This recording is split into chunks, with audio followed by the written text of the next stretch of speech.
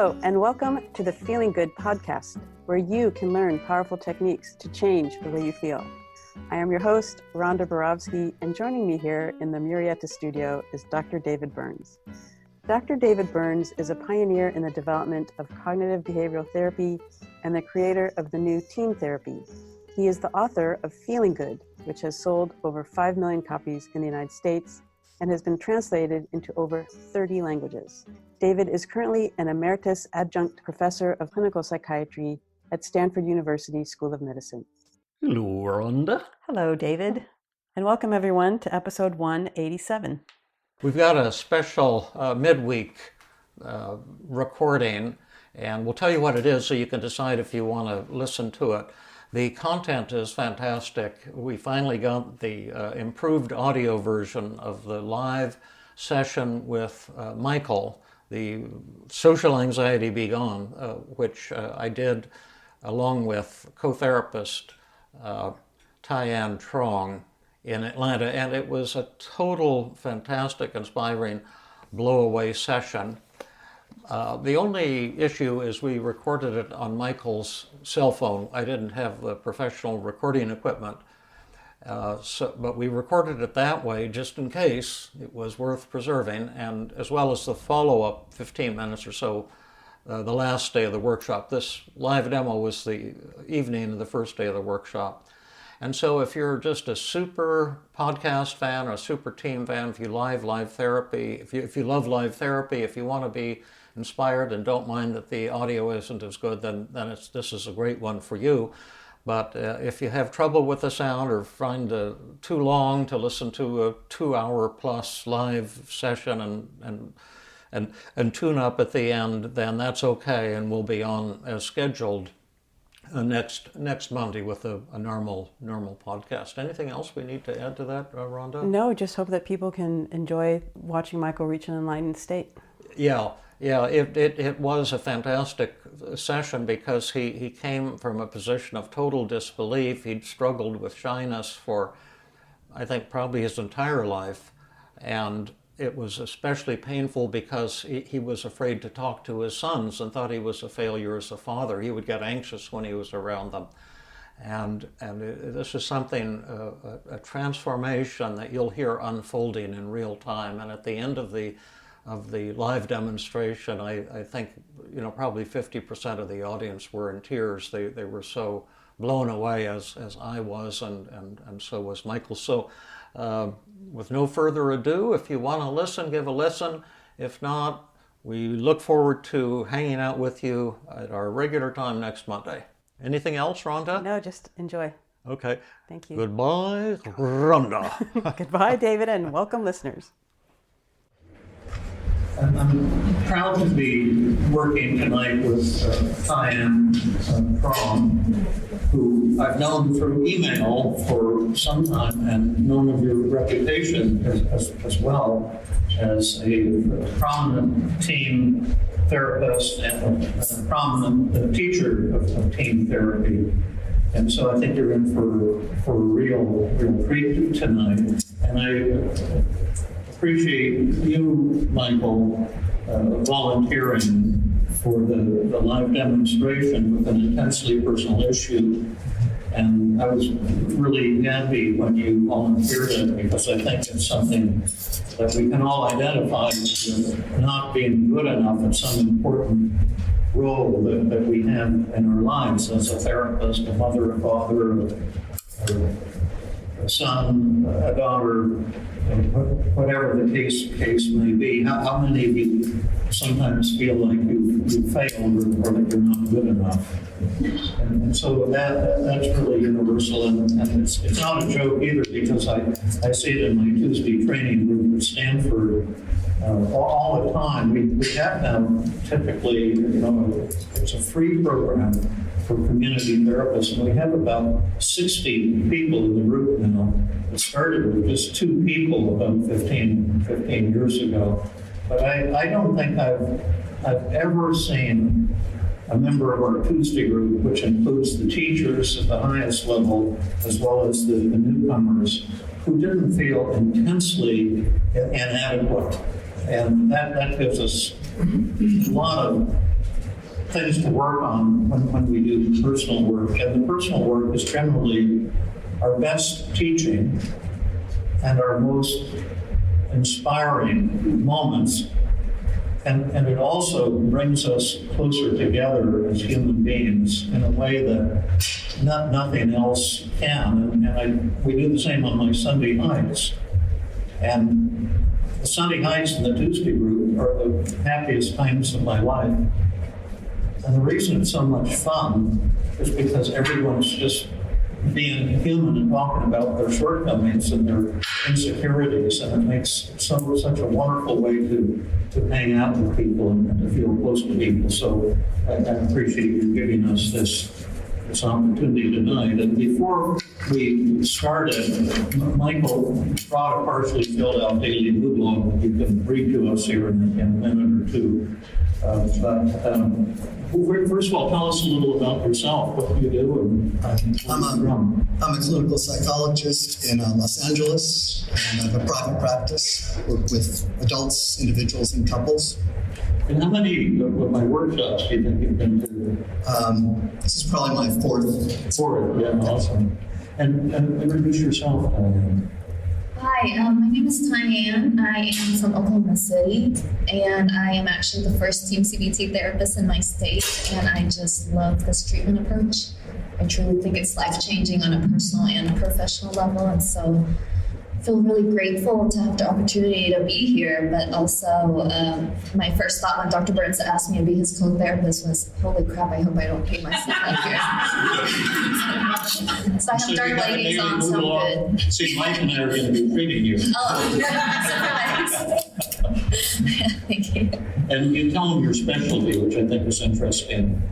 I work mainly with pregnant and postpartum women, and really have found Team CBT to be very effective with it because it's just the same symptoms in a different phase of life. So we'll see a lot of feelings of inadequacy and failure with their parenting. Yeah, and the reason I love that area, the first chapter in my new book, Feeling Great, it's going to be, the 15-minute version of the book. It's a pretty big book, but you want to get the short attention span. And I chose a woman who had severe postpartum depression and anxiety, and she responded completely in a single therapy session. And it was a very inspiring session as well. And I liked it because so many people are going to say, we've got postpartum depression, this is a disorder, it's a medical thing, you need medical treatment. And there may be some truth to that in some cases, I don't know. But it kind of puts the patient in a victim role.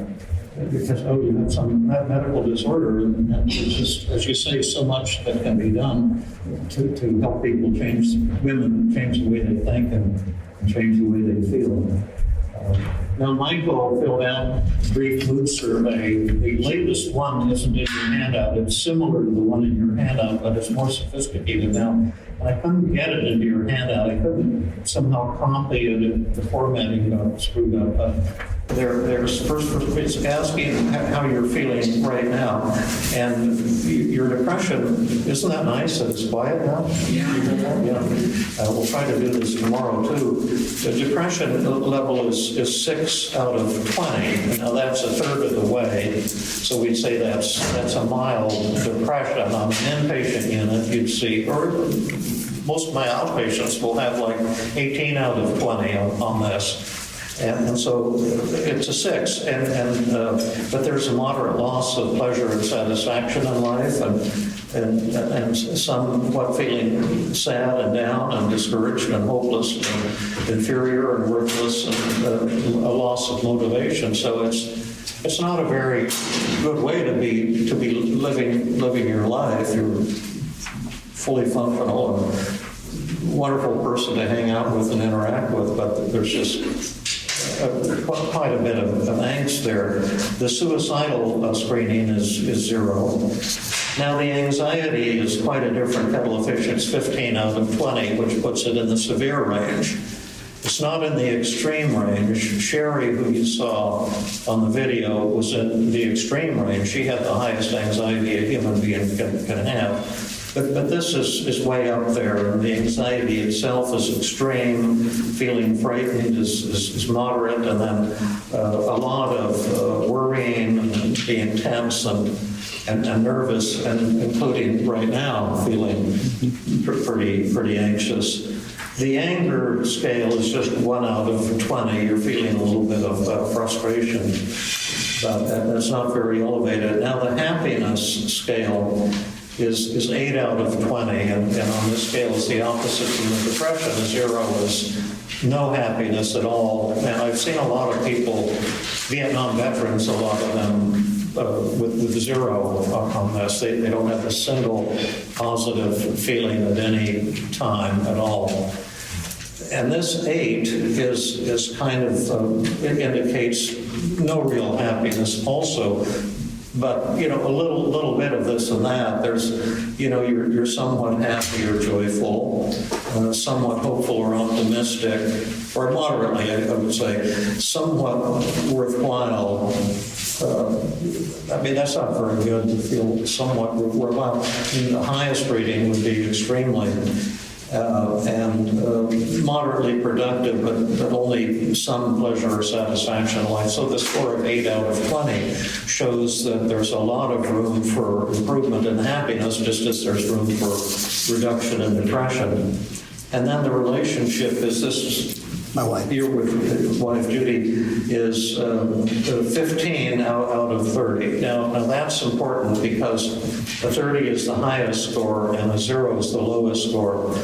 And a 15 indicates that there's problems there, that you're not nearly as satisfied as you'd like to be. And the lowest area is communication and openness, which is only 1 on a 0 to 6 scale, just somewhat. Gosh, the scale is screwed up. It's really something. Moderate. No, it's correct. Moderately dissatisfied. Yeah, and then somewhat dissatisfied with resolving conflicts. So that's a big area. And then they're somewhat satisfied with degree of affection, caring, intimacy, and closeness, and overall satisfaction. So that gives us additional information. And for years, I didn't have this relationship satisfaction scale on the brief mood survey, but it's really valuable because you'll find a lot of people who come in for depression or anxiety will also have fairly significant marital problems or relationship problems. And so we'll have you fill it out again at the end of the evening, seeing what the scores are. And then on the back, you'll turn it over and fill out the empathy scale, rating us from, not at all to, completely on the various empathy items, the helpfulness items, how satisfied you were,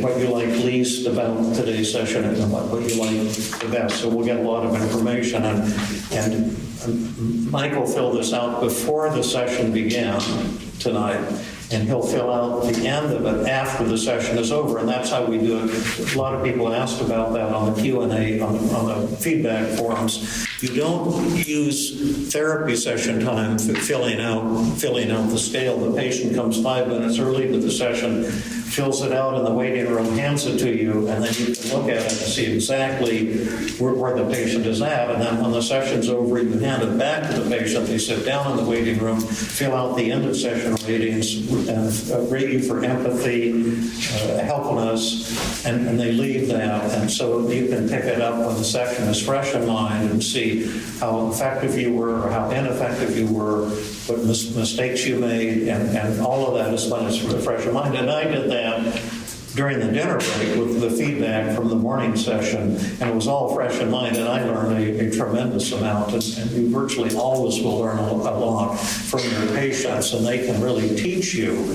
They're sometimes harsh teachers, but they have incredibly valuable things to tell you that you never would have realized or or thought about. So why don't you go over your the daily mood log here? Here's the stuff. Okay, and you can take some notes if you like. As a therapist, I'm always taking notes, or I have my own written version of the daily mood log, and I find that taking notes is extremely valuable during the session. So I know what's been said, and so I can reflect it back. So you want me to just read through it? Or? Yeah, just tell us what the issue is and read through there. Give us a great start.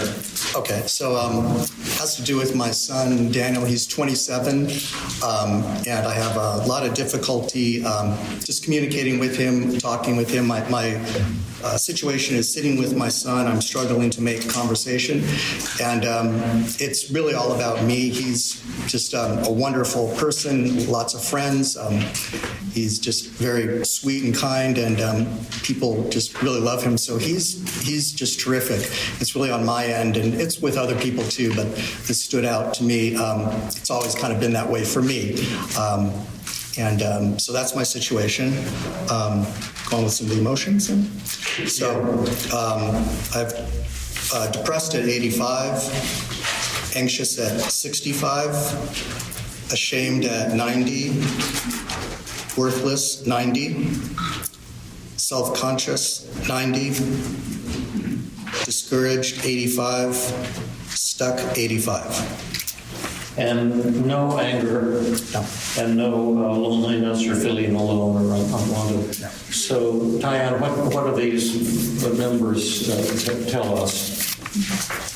The emotion, would you say? It seems to suggest to me this situation brings up a lot of deep emotions for Michael. And the ones that stand out is 85 on depression, shame, worthlessness, self-consciousness. It seems to be quite painful for him, and he's feeling also quite discouraged and stuck about the situation.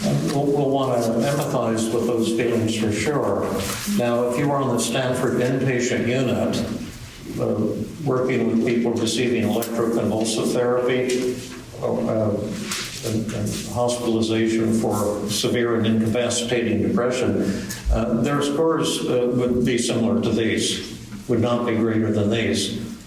Now, I don't mean to say, oh, this is dangerous or anything. What I do mean to say is that, Michael, you're very appealing and likable, and I would say a really impressive person and a really nice, positive, friendly way.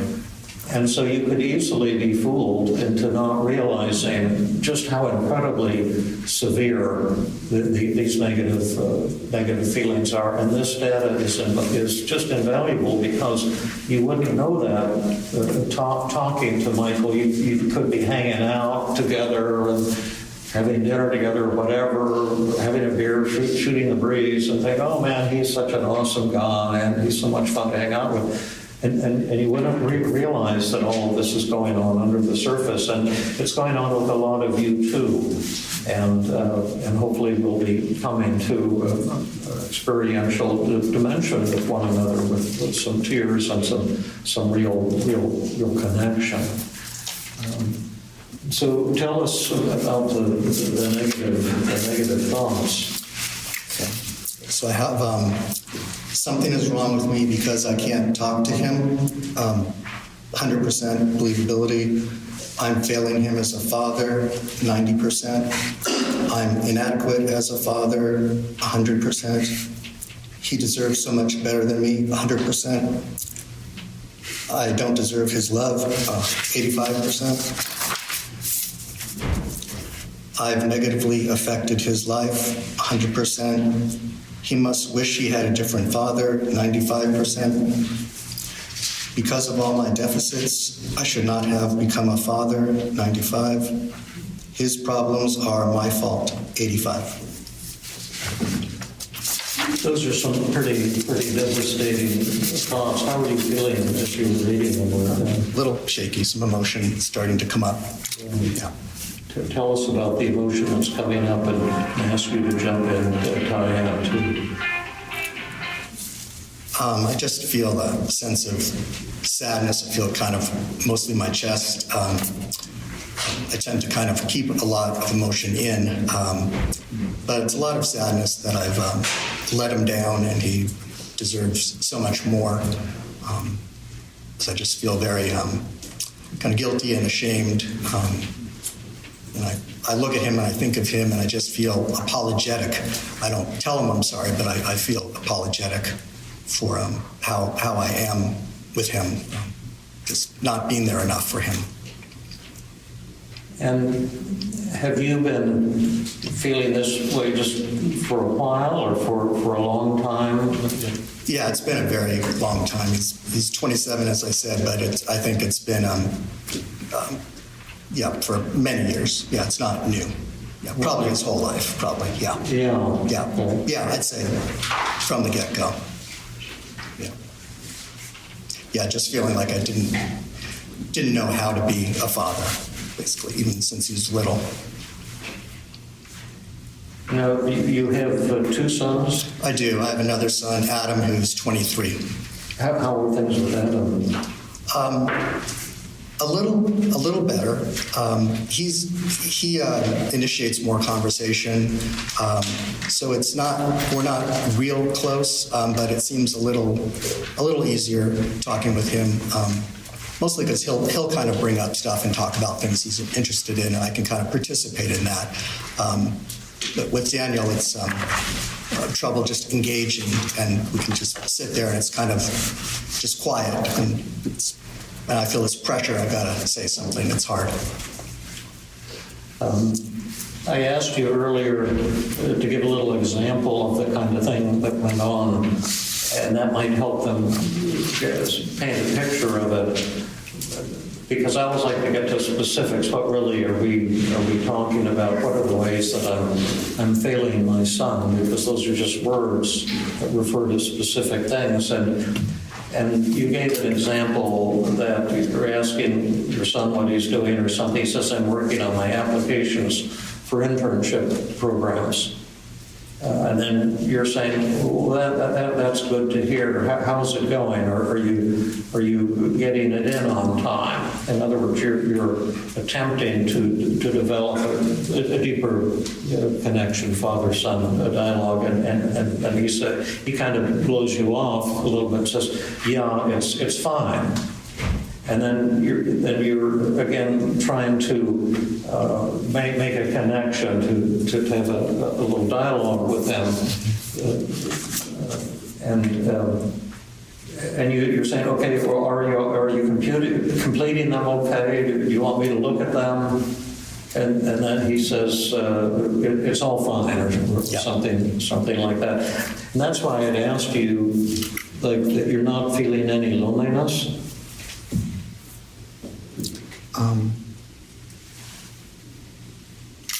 Yeah, I guess sometimes I do kind of like I'm withdrawn or just kind of in my own head too much, not connected. Yeah. And you're wanting to be emotionally connected to him, to feel like we've got a loving father-son relationship. And I can tell you, I know firsthand, we'll let Thai-An jump in here, but from both of my children, finally having kind of breakthrough connections with them that were painful for me, and learning just how much I had missed the boat with them. Yeah. And it was a painful, I would say, incredibly painful realization that hurt a lot, but also prevented an opportunity to try to develop that loving relationship. And then we'd also talk about one of the podcasts, Life Therapy with Mark, was a man from Iran who also felt like a failure as a father because he couldn't communicate with his oldest son. And he volunteered for a live session that we broke up into a series of podcasts with dialogues, but it was just a single session, and he was able to turn this around just completely during the session, and I hope we can do this for you. And then we did a 2-year follow-up with him maybe a month or two ago. And the odd thing was, as he overcame his own feelings of failure and shame and guilt and self-criticism and began to feel a sense of joy, he then reached out to his son again after having been snubbed and defeated over and over again. And suddenly his son's attitude completely changed, and they developed a really loving relationship. It's interesting to me how internal change can lead to, dramatic change in others sometimes as well. What's your thought here, Tanya? First, I just want to really thank you, Michael, for being up here and being so vulnerable with us. I could imagine how anxiety-provoking it is, and Michael had shared with us that he usually is socially anxious anyway, and so I think he deserves even much more props for being up here and being so vulnerable with us.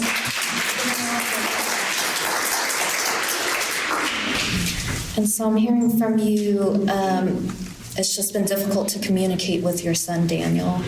And I actually felt really moved when you shared admiration for him, when you said he's wonderful and he has lots of friends and he's a really sweet and kind kid. And it was really moving to hear just like your admiration and love for him. And then I found myself just feeling like it hurt my heart to hear the thoughts that you had about being a failure, not deserving him. He deserves better. Maybe you shouldn't have been a father in the first place. Those are really deep, painful thoughts that I think we all as parents, I don't know if there's much more that hurts more than that with this one of the most important jobs for us. And then I'm hearing from you too, it also creates a sense of sadness for you, just a heaviness in your chest. And you said like you let him down, there's guilt, there's shame around it, where you feel like it's you, it's not him, right? And then I heard you say when you're just sitting with him, there's just a lot of pressure. Like it's so quiet, it's awkward, there's pressure to connect, but there's just this stuckness that feels just so painful there. And I'm wondering if I'm hearing you right on those feelings, and if there was more you wanted to share with us. No, that's absolutely right. Oh. You can hear. Oh, you can hear me well. It was really good.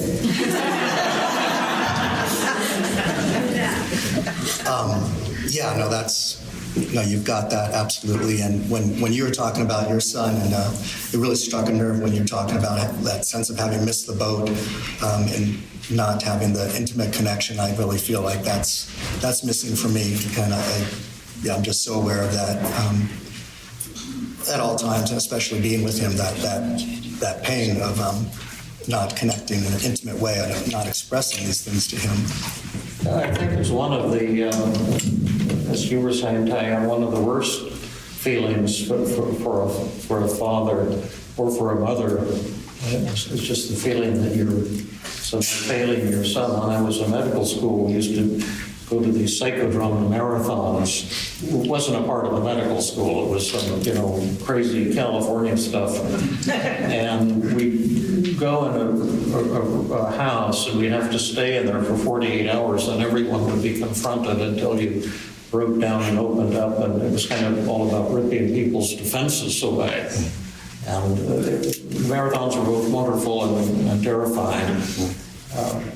But I remember once I went, and at the beginning, people would sit in a circle, like 35 people, and introduce themselves. And this fellow was very pedantic. He said he was a Stanford psychology professor, and he was sure everyone had heard of him. And I thought, oh man, this guy's in for a hard time, because he was just so phony sounding. And so when he is confronted in the middle of the circle, it's going to be a bumpy road, I'm afraid. And then he finally did come to his chance to, they started confronting him, people like how phony and unlikable he was. And like, when's he going to get real, how they do in marathons. It gets very aggressive, and then he suddenly burst out and said, my only son committed suicide last week. And he started sobbing uncontrollably, and then I thought, oh my gosh, what's going on inside with people is so different, and I felt so much so much compassion. I can't imagine something more devastating. But how did Thai-An do? What grade did you give her? Oh, an A for sure. Yeah, absolutely. I didn't give it an A. I gave it an A+. Why was it an A or an A+? Just felt like you were able to just, the thought empathy was just right on target, and I really got a sense from you that you really got how I was feeling. The way you expressed it was just, it was right there. It was just like mirrored just perfectly. Yeah. But notice, from a teaching point, it's okay if we do a couple of things every now and then, make the old fart feel worthwhile. I have something to say. But notice that Thai-An gave you nothing. She just repeated what you were saying in a kindly way and acknowledged the feelings. And it was so beautifully done. And that's what I think that superb empathy is just repeating your words, acknowledging in a simple way the feelings that you had disclosed, and doing that with kindness and compassion. And it's easy to talk about, it's easy to watch, but it takes some practice to learn to do that, because we're often trying to do too much. I have another question for you about how you're doing right here, right now. You did a fabulous job on the problem. I can't imagine anyone other than Jill Levitt being at your level. You know Jill. Yes, of course. Yeah, she's just fantastic, and it's just a joy to hear your approach as well. It's really beautiful. How are you feeling here? I mean, you're saying I'm a failure as a father, and you've got, it looks like 300 people, but there's only 100. But how does this feel to be so vulnerable right now in front of so many people? Right now, it feels surprisingly okay. I'm not really sure why. Not as difficult as I imagined it would be. Yeah, great. And why do you think that is? I don't know, maybe I'm a little dissociated. I'm not really sure. I think the two of you put me at ease so much. That's probably part of it. How did we do that? You're listening. I can tell you're really taking in what I'm saying, and then how you're reflecting back what I'm talking about and relating to it personally a bit. And I just know you're right there with me, and that I just feel very safe and secure. That's great. I love hearing that, and I feel that way too. Now, another question I have is what goes on with your son. I mean, that's a pretty solvable problem, and we can work on that as well as your negative thoughts today. But are there any other awful things that you're not, telling us? Is that all she wrote ever since your son was little, just not feeling like you know how to? Well, I think I probably isolate myself and distance from both my sons, just feeling kind of not knowing how to be. I think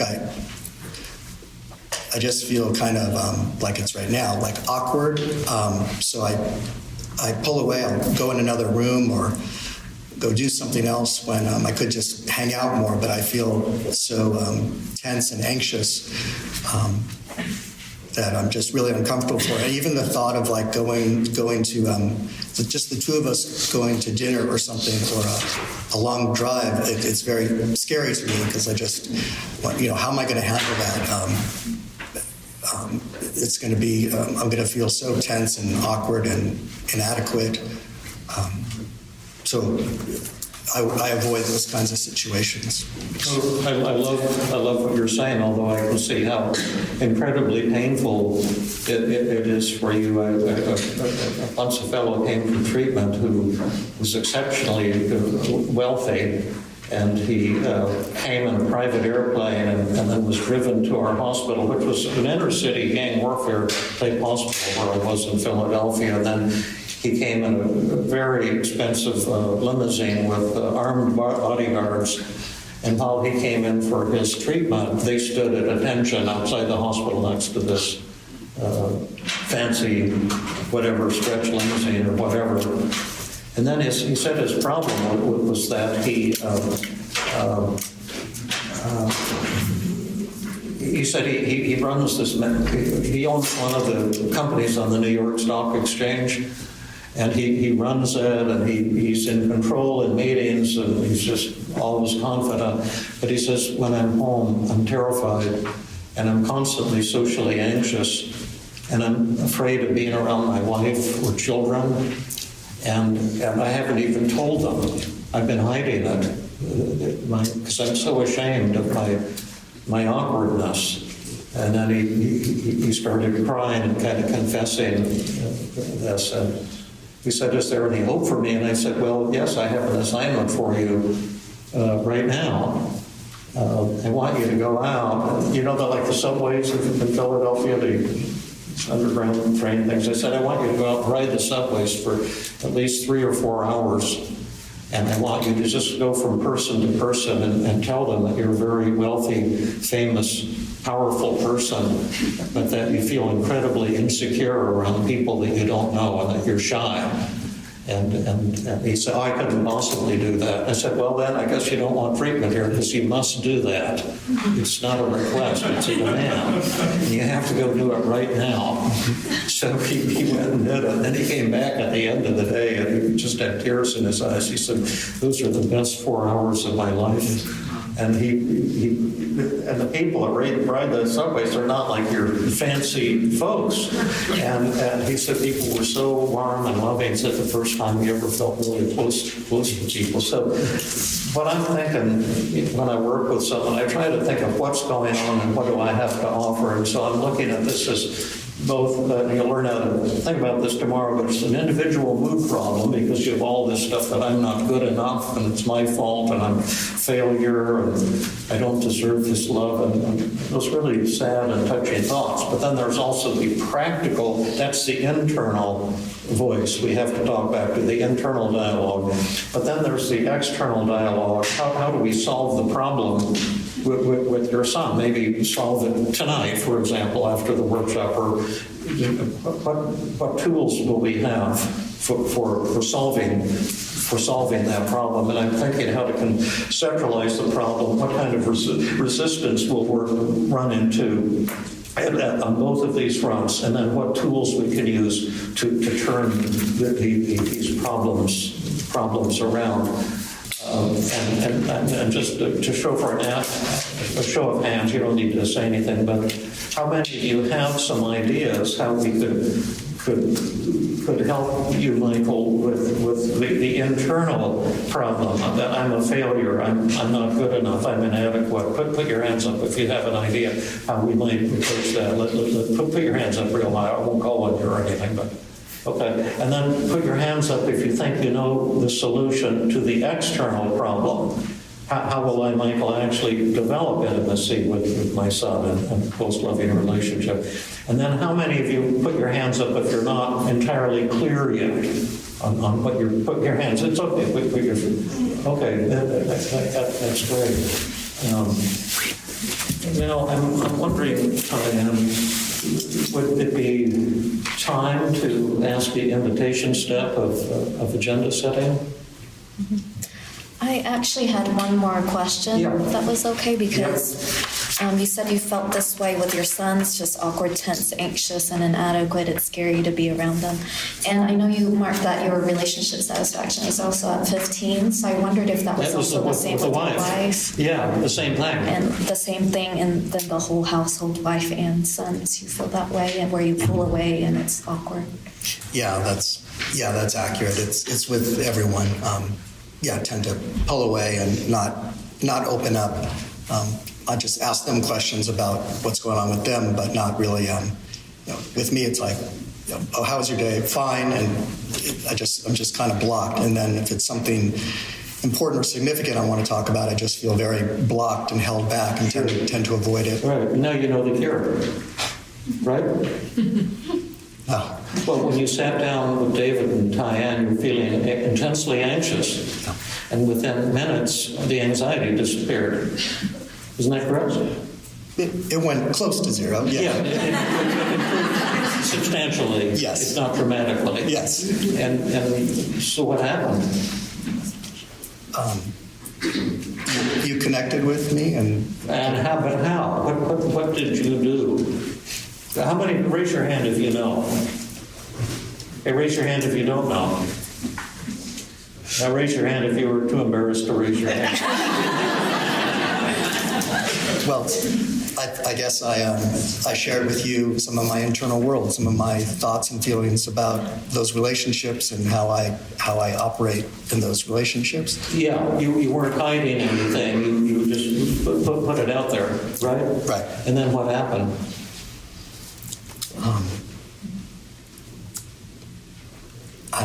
I don't know what happened.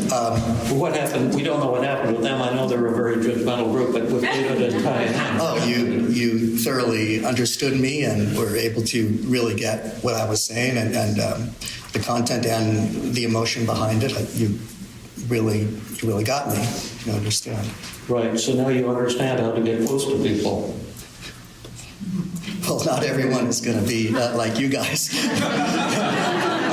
So we'll have to cross that bridge and find out if that's true. So you're saying to open up and talk about what I'm thinking and feeling is... No, I won't tell until later on in the session. That's kind of what I was saying. I'm not trying to help you right now or cure you or something, but that was very pronounced what happened. And it's also very pronounced that you don't open up with other people. Like I saw on the feedback, one of the nice comments was somebody like, when I shared my error on the video or when I share my feelings or some failure that I've had or errors that I've made.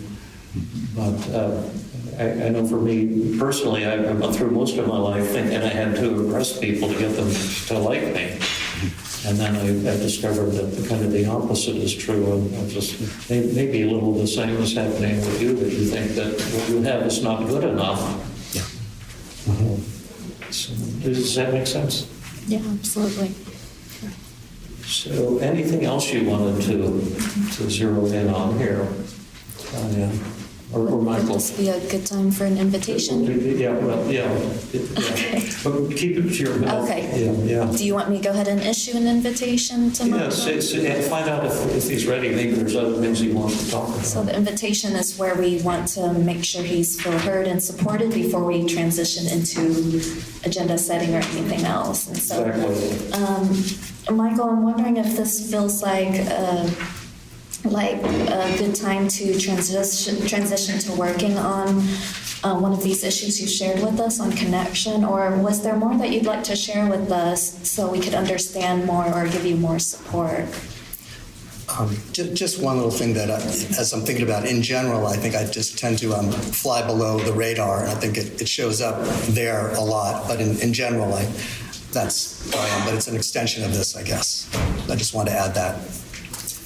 What flies below the radar? I tend to fly below the radar in terms of with family, friends. You'd be invisible? Yeah, invisible. Make it about the other person. Not open up or share about myself. Not take risks. Yeah. Well, you sure put yourself out there today. Yeah. You're not below the radar today. Right. But you're saying that's your typical pattern. Yes. With any social setting, you'll fly below the radar. Yeah, absolutely. Yeah. So it's not just with family, your sons, your wife. You're saying it's with all kinds of social settings. Yes. So tonight could be a transformative experience.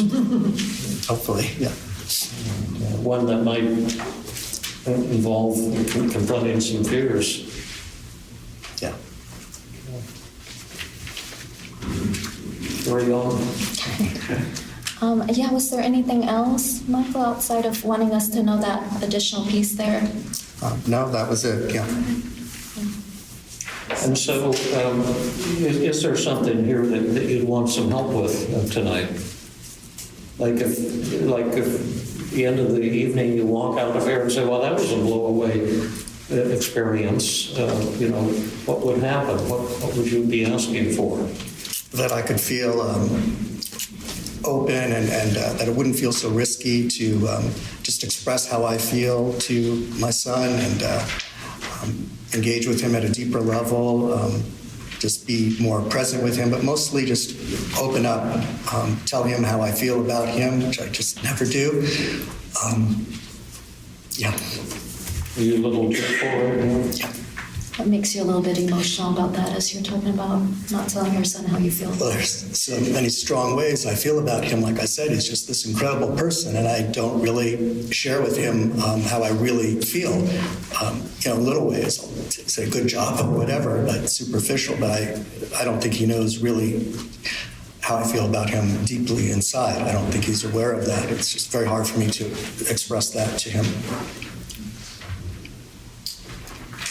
And what would it be worth to you, Michael, if you find a solution to that problem tonight? It'd be worth the world to me. It would? Yeah, absolutely. And so suppose we had a red magic button right here, and if you press this, all these concerns would instantly disappear. Would you press that button? Yeah, in a heartbeat, for sure. Thai-An will now say something very important. So almost everyone will often say yes, they'll push the button. And this is where we get paradoxical, where we say, of course, it would make sense that you would want to push this button. This is so incredibly important to you. At the same time, we actually see that there may be some good reasons to not push that button, that your symptoms are not just benefiting you in some way, but even showing something really positive and beautiful about you as a person and your values. And I'm wondering if we could kind of look at that first, and you can all do this too if you like. Just take a blank piece of paper and put the word positives at the top. And we're going to show you a technique you'll formally learn tomorrow, but why not learn it right now? And what we're going to do, just very simple way here, is say, look at each negative feeling and each negative thought. And we won't go through every one, it would take too long, but we're going to go through a good number of them. And say, what does this negative thought or feeling show about you that's positive and awesome and beautiful? And also, what are some benefits of having this negative thought or feeling? How will it help you? What are some advantages?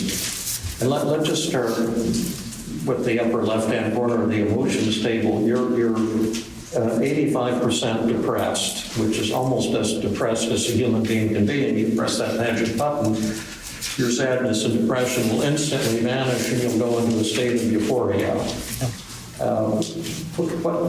What are some beautiful things about your depression? What does it show about you that's kind of mind-boggling and awesome? Nothing. And this is what you're doing right now is great and really illustrates the whole point of the conference here, that the person who's caught in depression and anxiety can't see what's so beautiful about them. Can you folks? Can you see it? Yeah. Can you see it? Absolutely. What do you want to kind of reveal? Here? Yeah, it isn't uncommon that our clients will say, I don't see anything good in my symptoms. And so we can help prompt some things where some genuine things I see in your depression and feeling like you don't deserve him, he deserves better, is just how much this connection matters to you. And so that sadness actually reflects this deep love for him. Would that be true? Yeah, that's true. It does reflect that. Yeah. Is that important, your love for your son? Yeah, absolutely. Could you put that here? My depression shows my tremendous love for my son. And that you really value connecting with him.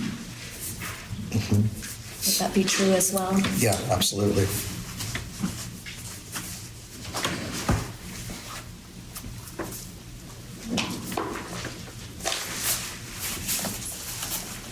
Usually a tissue That's something. But I actually found 2 in my pocket. They're unused. I just have to take a piece of this crappy paper. Thank you. And I feel so close to you when the tears come. Me too. Thanks. Yeah, we've got napkins now. And just to rub this in a little bit. Well, first of all, is it true that you have a? Oh, thank you. No, they keep coming. This is a cornucopia. Sadly, I don't know how to open it. It just says live here. So is this true that your depression reflects your tremendous love for your son? I guess in part, I mean, that's within it. Yeah. And this shows how strongly you value connection? Yeah, because I'm depressed because it's lacking. Is that how you mean? Sure, because if you press the magic button, you'll be happy as can be about the fact that you can't connect with your son. Oh, no, okay. Do you see what I mean? Yes, I do. That and we also say the sadness and depression are totally appropriate? Yes. Put that down.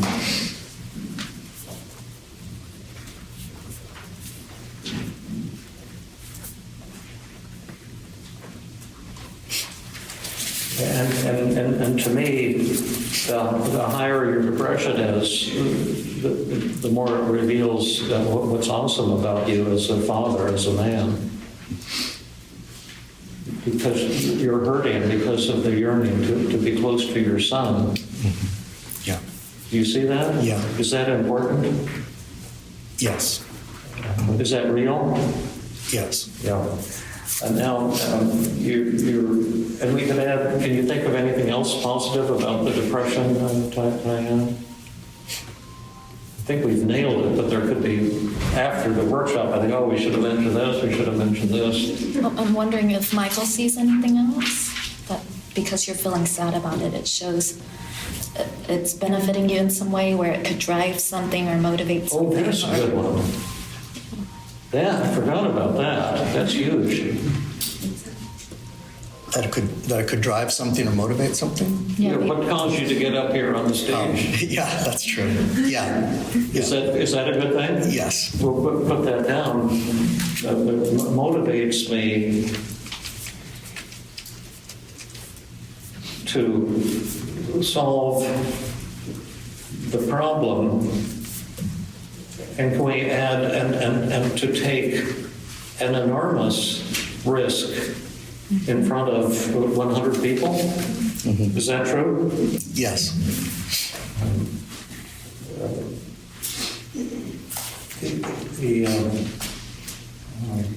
See, if you press that magic button, you'll just be happy and contented, and you see what I mean? Yeah. Is it clear now? Yeah, it gets a little foggy as I think about it, but then I'm clear. It's almost like intellectually I see it, but then emotionally I sometimes don't. But I get it. Yeah, it'll come more and more into focus. Okay. But that's a huge one there. Now you're also 65% anxious. You press the magic button, your anxiety will disappear. Mm-hmm. What are some wonderful things about your anxiety? And what does it show about you that's positive and awesome?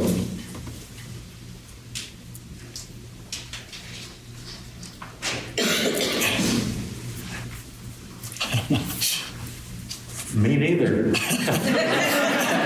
just teasing. Why don't we ask the expert there? I'm struggling Is there with something that coming one. up for you? Usually in this process, I really like to pull things out of the client instead of us Sure, let's do it that way, yeah. just throwing positives at them. I mean, well, it matters to me, but Good, would you put that down? Yeah, is that For true? anxiety, this matters to me. yeah.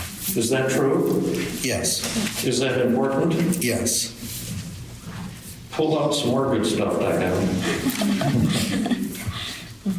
So your anxiety shows how much this matters to you. Yes. And this as in the connection with him. Yes, and your right. family. Right.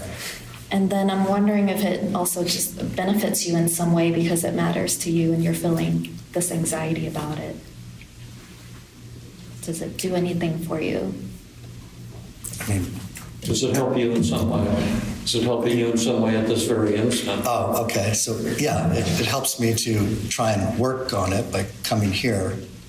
Usually, it makes me avoid or isolate. Well, all these things are two-edged swords, so we want to highlight the positive side of the thing. And even in the isolation, I'm kind of seeing maybe it's protecting you in some way. It's keeping you cautious to where you don't I love that. hurt the I love that. Oh, yes, right. It prevents you from opening up and making a fool of yourself. Yeah, because I'm always afraid I'm going to, say something wrong or come across as critical or judgmental. So Well, put that down. Okay.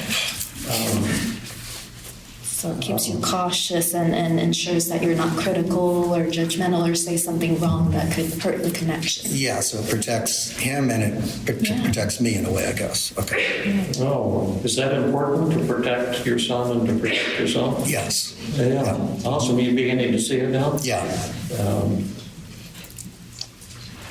And the positive reframing for both the patient and the therapist is like an enlightenment or awakening experience. And I stumbled across it slowly, and then more and more it became clear to me. But it's a very pleasurable skill to acquire because it's so helpful for people. But it's really mind blowing because everything gets turned upside down. Would you also, can I spoon feed? Yeah. Okay. Would you say your anxiety, you're worried that things won't change? Yeah. That you'll grow old and would never have a loving, close relationship with your son, which is the most important thing in the world to you. So does your anxiety alert you to the fact that changes are needed? Yes. Is that important? Yes. What would you add that?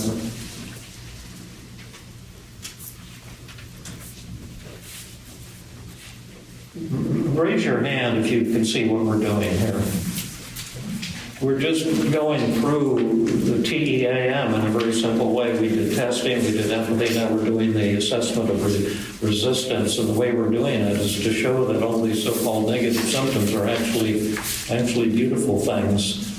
Now we're coming to one I really love the most, shame, 90%. And it goes along with these statements. I'm inadequate as a father. You deserve so much better than me, and you believe those thoughts 100%. So this is very intense. Now, if you press the magic button, your shame will disappear. It'll be euphoric.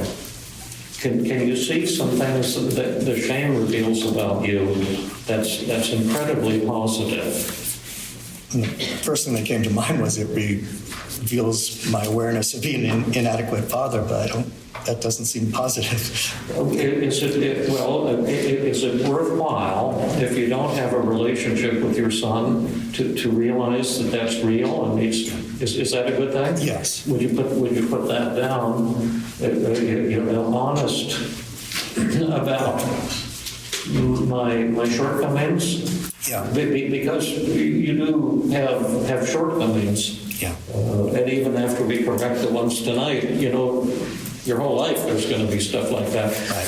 So what else does the self-criticism and shame show about you that's mind-blowing? I want to improve. I want to be better. Is that true? Yes. Is that good? Yes. You have a moral compass and want to improve? Yeah. Write that down. There's other really amazing things that it reveals about you. This is one of the strongest things of all, I think. Would you say that these self-critical thoughts show that you have high standards or low standards? High standards. Would you add that and have your high standards motivated you? Yes, they have. Is that important? Yes. We'll add that too. And I bet Thai-An could do better. I'll just do one or two more because this is my favorite dimension. Would you say that the self-criticism, does that show that you're realistic or, kind of a state of denial? Yeah, realistic. And accountable, or do you blame the world? I'm accountable. Is that important, realistic and accountable? Yes. Would you add those? Now, is this true or is it just BS? It's true as one aspect of those feelings. Yeah. Would you say that this shame and these self-critical thoughts, I'm failing my son as a father, would you say that shows you as a very arrogant person or as a humble person? Humble person, yeah. And is that a spiritual quality? Yes. Would that be worth adding? Yeah. Humble and spiritual.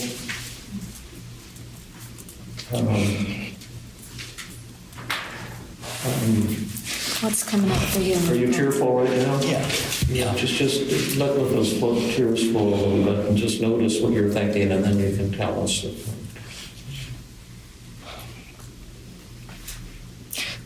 No, I guess it's like something new to be aware of, that there's something positive within this. It's Isn't it mind-blowing? Yeah. Weird? Yeah, it's weird. Yeah. Yeah. It's totally weird. It's Yeah. like an acid LSD. That's what you gave me before we started? Yeah. I thought it was Valium, but it was LSD. And that's why I just love this, because it's genuinely amazing. And yet it's totally real. You think you're a likable or an unlikable guy? I feel like I'm unlikable. And do you think that fact makes you likable or unlikable? If it's between those two, I guess likable. Yeah, is that desirable? Yes. Can we add that? Likable, because I like you instantly, even without knowing any of these facts, and I have a feeling before the evening's up, you may discover you have a few fans out there too. Not too many. Don't get your head too big. Why don't you take over here? I'm kind of monopolizing Thai-An, and every time you talk, I say, let her talk all the time. She is so awesome. I don't have the daily. Huh? It has to say it loud enough so we can hear it too. Yeah, in fact, you want him to take this off and hold it to his mouth? He's one that's normally me. Yeah, both of you. Yeah, that'll make you look Here's good. Diane. Which I am too, yeah. They said I'm fine. Oh, you're fine. Oh, okay. How do you get that in? I'm glad you didn't hear everything she said because it was so awesome. She's making me look bad. But it's important for you to hear. Yeah. There we go. Is that it? Can I see the daily mood log? Hold it like this. Can I see the daily mood log? I don't know what's No, next. I don't want. Oh, okay. That one, yeah. Is that the second page of it there? No, it's that's just I wrote it out more neatly on that one. That's two-sided. Yeah, okay. The next one you have circled is worthless at 90%, and this one's usually pretty challenging for people to really see how could feeling worthless actually benefit me or even show some really positive things about me as a person. Can you possibly think of any like this? We're on a roll here. I guess it means I'm aware of my shortcomings, and I'm not arrogant or grandiose. But I know I can improve and be better. Yeah, absolutely. Are those things important to you? Yes. Yeah, let's put that down. So you said aware of shortcomings, you're not grandiose, you can improve and be better. So it sounds like to me that you value improvement and growth. Yes.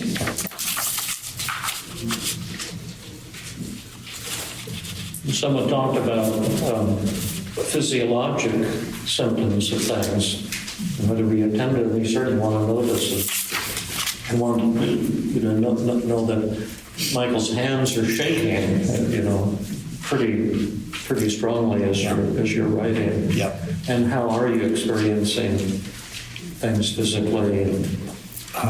Like a lot of tension and a lot of energy, but it's hard to translate it into emotion, to articulate emotion.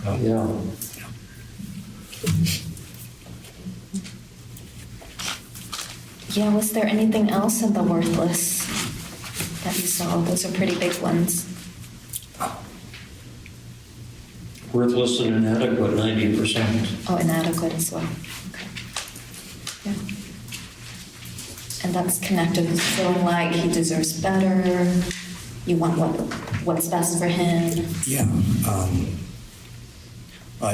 I guess it means I could be aware of another's needs and how I might need to, what I need to do to meet their needs. I don't know if that fits.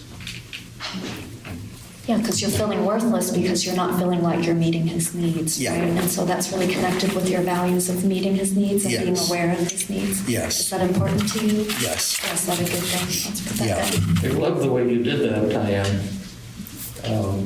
It seems simple, but it's a beautiful art form. I'm worthless. That means I'm not meeting his needs. That shows how important it is to meet his needs, which is a beautiful thing. Yeah. What does it show about you as a father that's actually really positive? Oh, but that I love him and I want him to be happy and have a full life. To know he's loved. Are those good things for fathers to want for their kids? Yes. Well, let's put those down. You love him, you want him to have a full life, you care about his happiness. It's really moving to hear, actually. Is that the most important thing for a father? Yeah, I think so. So you're saying you have huge doses of the most important thing in a loving father. Yeah, I guess I do.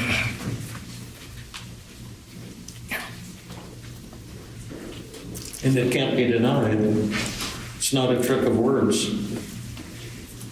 Right. Yeah. Is that interesting? Yeah.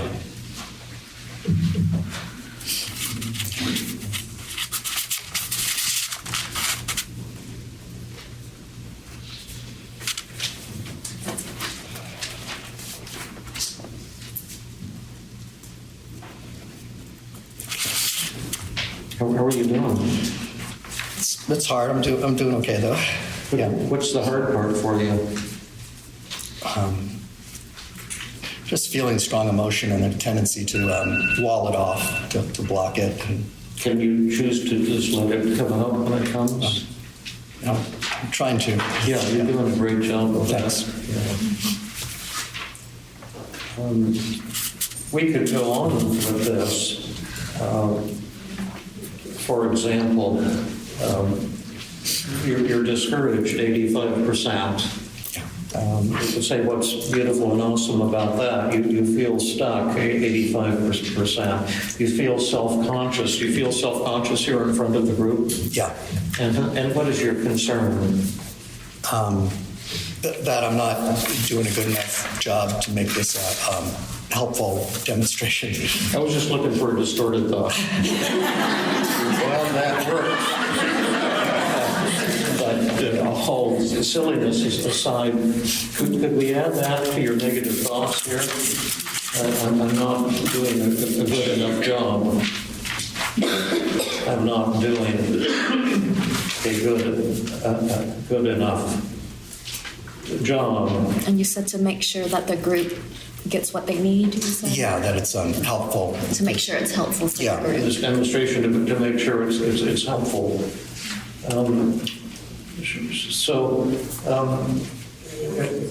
You're concerned that maybe you're not doing a good enough job for David and Thai-An and the group here. Yeah. And what does that show about you that's really mind-blowing and positive? And really pretty fantastic. Well, I care about people's growth and well-being. I want to facilitate that. I like to be of help to people. So you're saying you care about us? Yes, yes. You care about David and Thai-An? I care about you, yes. Is that important? Yes. I'd say that's incredibly important. Would you add that? Yes. And how does it show that how you want to feel about them too? You want to Yeah. feel close to them and do a good job for them? Yeah, absolutely. Is that because you care about them? Yes. Is that desirable? Yes. Would you add that?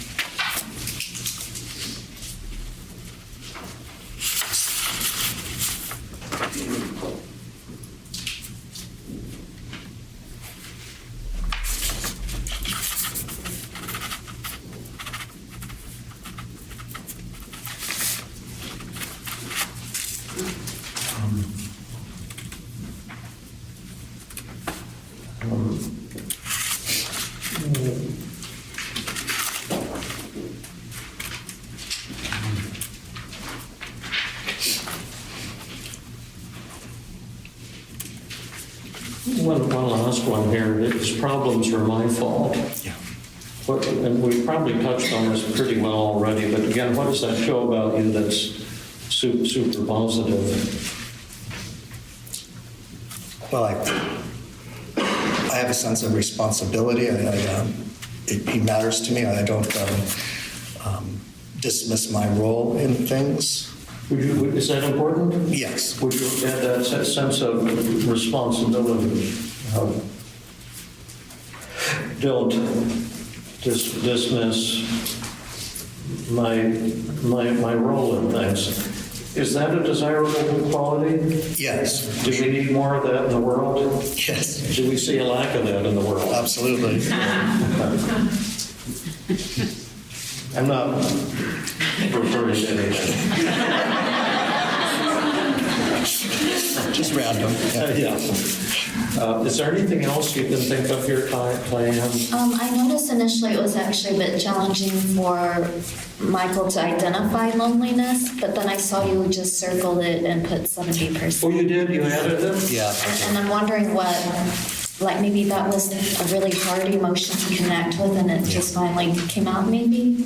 Can you share a little bit more about that with us? Yeah, I hadn't recognized it. Filling this out, I didn't identify with that at all. And then when you mentioned it, then I see like I really do make myself very lonely. Yeah. Yeah. Yeah, I do.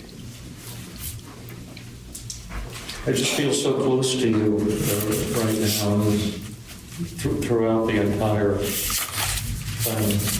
Thank you.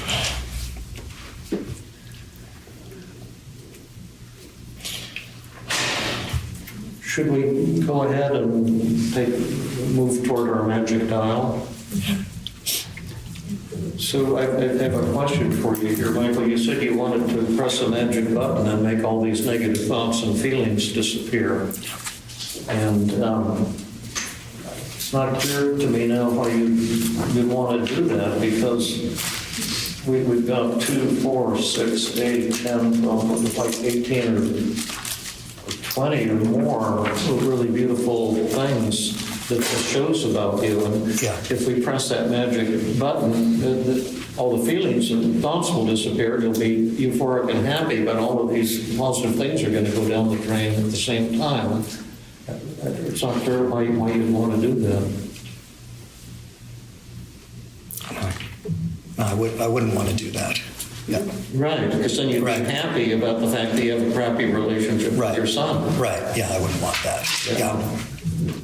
And you wouldn't feel ashamed or guilty. You see what I mean? Yeah. So how are we going to resolve this thing? On the one hand, you want help. On the other hand, you're saying, and we're all saying that all this negativity is actually your love and what's really awesome about you.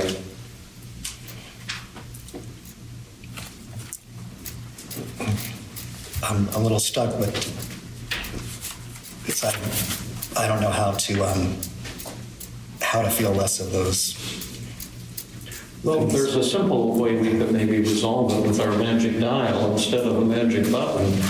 Could we talk about if we could lower each of these negative feelings to some lower level that would make life a lot better for you and easier to connect with your son, and yet not throw the feelings away completely so you could maintain all these beautiful things about yourself. Could we talk about that? Yeah.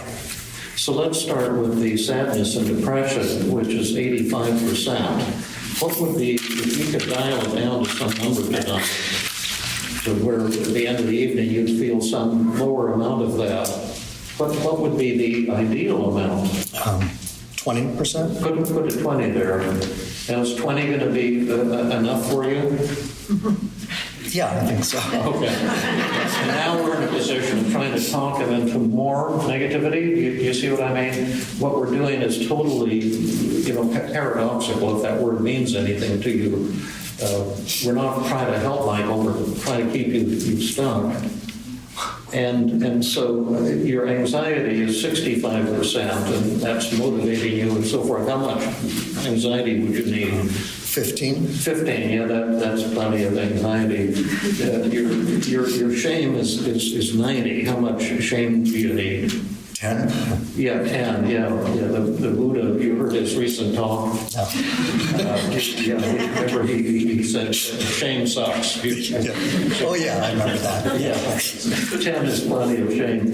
How worthless and inadequate would you like to feel? 10 also. 10, is that enough worthlessness? Oh, yeah. Yeah. How lonely do you want to feel? 10. 10. How self-conscious do you want to feel? 10. 10, great. How discouraged do you want to feel? 5. 5, 85 to 5, that's a big one. Good. How stuck do you want to feel? 5. 5, okay. So now we're kind of done with the assessment of resistance, and we're ready to go on to methods. And we're going to focus on choose one negative thought and work on it first, and then we'll see if we can blow away a lot of them. Do you have any teaching point or anything before we push ahead here? The only thing that comes to mind is just kind of noticing your own feelings as you're doing the positive reframing on what you're feeling towards the client. And I know for me, I often just feel really close to them, admire them, and they start to feel the same way about themselves. So I just noticed the positive reframing kind of starts to remove shame around the symptoms. Yeah, I think it brings us together, but it has to be genuine, and it can't be some trick that you're doing. And we have to see, and you have to see the really beautiful things about you. If it's a gimmick, it won't work. It'll just be a superficial stuff. And this is not the same as cheerleading or trying to, say positive things about a person. But do you see that? Yeah, more and more. Yeah. It kind of comes in waves, sort of, that awareness, but yeah. And you can notice from the beginning, I think, where Michael said, I see nothing good at all in the symptoms, to starting to really be on a roll and naming it off for himself. Yeah. I think there was something there, too. So are you ready to push ahead? Yeah, let's go for it. Good. Now, you gave us lots of really excellent negative thoughts here. I don't know if you folks have written them down, but there's a good 8 or 9 of them at least, or 10 of them. And they're all really excellent. Which one would you like to focus on first? He deserves so much better than me. Great. Let's see if I can find that. Oh, yeah, that's thought number 4. And you said that the distortions are mental filter and discounting the positive. Yeah. And tell us about that. We might find some more distortions too, but tell us why it's mental filter and discounting the positive. When you say he deserves so much better than me. I'm probably focusing a lot on my lacking, what I'm not doing for him, and overlooking some of the good stuff that I do for him. What is some of the good stuff that I do for him? I've introduced him to some good things in life that he just treasures immensely. Would you put that in the right-hand column, what you just said? I've introduced him to many good things in life that he treasures immensely. Is that a true statement? Yeah. Okay, put that there. What are some of those things? I'm just curious, Michael. Camping, whitewater rafting, astronomy, snorkeling, scuba diving, Oh, wow. rock climbing. Yeah. Oh, awesome. Yeah. But you didn't do all those things. No, I just told him to. Yeah. And life that he treasures. How much do you believe that between 0 and 100? 100%. Put 100 there. Right here. That's right. And now, how much do you believe this thought? He deserves so much better than me. 60. Okay. Under the 100, say here, right here. Mm-hmm. You put a 60. Don't go to this outcome column yet, but you can put a single line through the 100. So we've gone from 100 to 60. What are some more distortions in that thought? Discounting the positive. Right. And that's kind of the one we've covered here. That Yeah. I've done a lot of really good things. What are some other positives that you're discounting?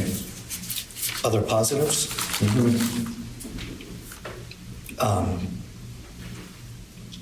Well, I don't know. I can think of absence of negatives, like I haven't been abusive or anything. Well, that's always a good first step.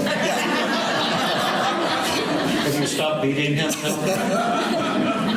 What I was thinking, when we think about what would be the qualities in a desirable father, what would we list? What we had to make a list of what we would want in the ideal father. Compassion. Compassion and love. Yeah, love. Is that something that you would feel for him? Yeah, for sure. Would you add that in the right-hand column? You can, just use up all this space and get a computer version of this thing so you don't have this problem. It's a small box for all of that.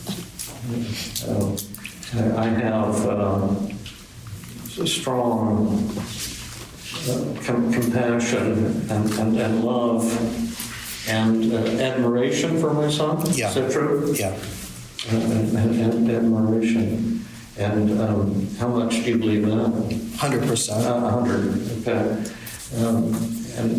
And now can we add something to strengthen it even further? Yeah. Although I certainly have shortcomings and areas that I need to improve. Yeah. And could we add that over here?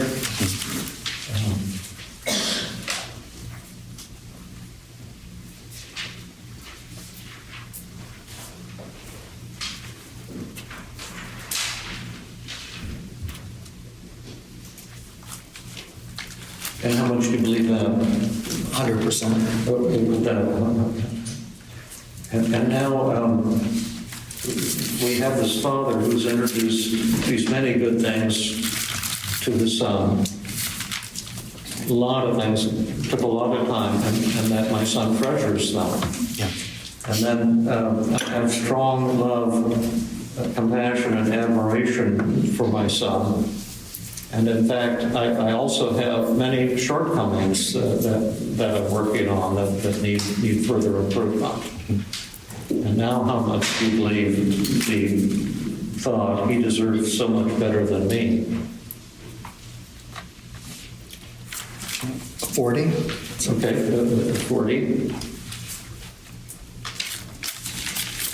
Now, let me ask you another question. Is this thought, he deserves so much, is that something that you want to let go of?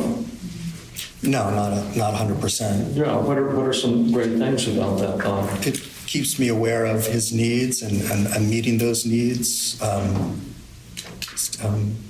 giving to him, being there for him. Can you add that in the positive area? That I'm aware of his needs. And what did you say it was so neat? I don't know, something like making an effort to meet his needs. I'm not sure what I said. I'm aware of his needs and... You said continue to give to him. Oh, yeah. Yeah, I want to continue to give to him.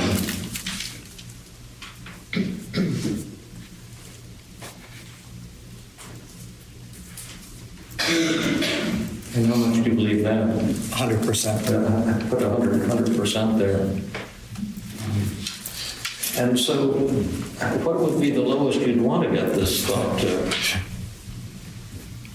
You want to get it lower than 40, or is it? Maybe like 30, because it still hurts. Okay. So let's try some additional techniques here. Okay. You want to try an aggressive technique? Sure. Or gentle? Aggressive. Aggressive. Okay. We'll go right into externalization of voices. And what's your name? Michael. What's my name? Michael. And what's her name? Michael. Okay. Could I talk to you for a minute, Michael? Sure. I know you've been, now I'm going to be his negative voice, and I'm going to attack you the way you attack yourself. We'll see what happens. I know you're working here with this David and Thai-An. They're trying to cheer you up and say all this nice bullshit about you. But I do want to remind you that your son deserves so much better than you. Yeah, he really does. But I do provide him with some things that a father should provide for his son, and that he deserves. I do give him some of that, but certainly not perfectly, and certainly not all that he needs. And I need to strive to do that better. Okay, who won? I did. Big or small? Big. Big or huge? Just big. Exactly. So let's do a role reversal here. And you be the negative Michael, and Thai-An will be the positive Michael. You want to try the positive, or? I can try it. Yeah. And is that okay if I give a teaching point on your setup? Oh, yeah. Yeah, please do. So we're doing externalization of voices, and you also want to let them know that they can defeat you in two ways. Oh, yeah, go ahead. By either using the acceptance paradox, where they accept some truth in their negative thought, but with a sense of peace or a sense of humor, or they can use self-defense, where they say that's not true and here's why. And sometimes a combination of the two will be most helpful. Sometimes just acceptance is most helpful. Absolutely. So you want to try to attack her, and then you can try to attack me as well. And we'll model see if we can give a more robust defeat. I thought your response was good, but I agree with you, it wasn't huge yet. Okay. So Daniel deserves so much. A father who's so much better than you are. Yeah, that's true, because I think he deserves the world, and that's the reflection of my love for him, and that's why I'm working so hard to work through my shortcomings and meet his needs in the best way that I can. who won? She did. Yeah. Big or huge? Huge, but Hugeoid. yeah, hugeoid. Yeah. Maybe then what brought it to a little higher level? I mean, it was both the acceptance and I don't know, the flavor of the just the acknowledgement, and that. There's more acceptance there. Yeah, definitely more acceptance. Yeah. So try some acceptance. Hit him with that, and then I'll model it too. Okay, Michael, just to remind you of that negative voice inside your head, and I want you to know Daniel deserves so much more than you.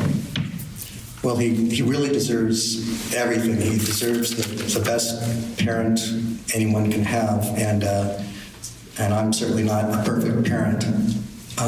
So he does deserve more than I can give him, but I do give him a lot, and I need to try and make that even more. So who won? I did. Big or small? Big. Big or huge? Huge-ish. Not quite there. Huge-ish. Yeah. We're moving up, but there's still a missing component. But, Yeah. You go ahead and you be the negative and hit me. Daniel deserves a father so much better than you. Well, I guess we all do on some level, some ideal universe. We'd have these perfect fathers. But he has a father who loves him incredibly, and who I've done a great deal for him. But there is something of me that he deserves that I haven't given him yet.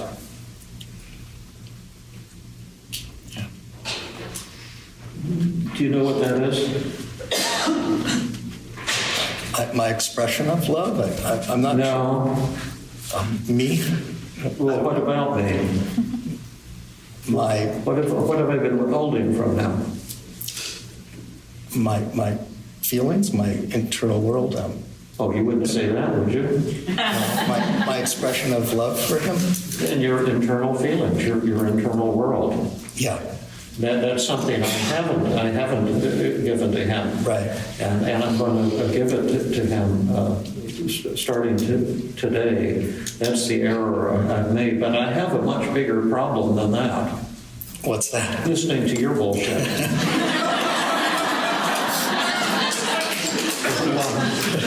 You did. Big or small? Big or huge? Huge. How did I win huge? You acknowledged that missing piece, and that it felt so doable and hopeful that that can be changed.